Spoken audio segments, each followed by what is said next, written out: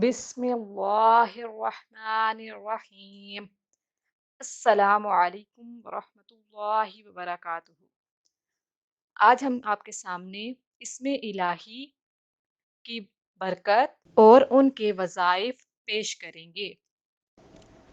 الممیت، باقی رہنے والا، روزی دینے والا، نگہبان، قوت دینے والا۔ اگر کوئی روزہ دار اس کو مٹی پر پڑھ کر یا لکھ کر پھر اس مٹی کو تر کر کے سونگھے تو قوت اور غذائیت حاصل ہوگی، اور اگر مسافر اسے اپنی پانی کی بوتل یا پاس کسی پانی کی چیز پر 7 بار پڑھے اور پانی پیے تو وحشت سفر سے معمون رہے گا۔ اللہ پاک ہم سب کو ان وظائف پر عمل کرنے کی توفیق عطا فرمائے۔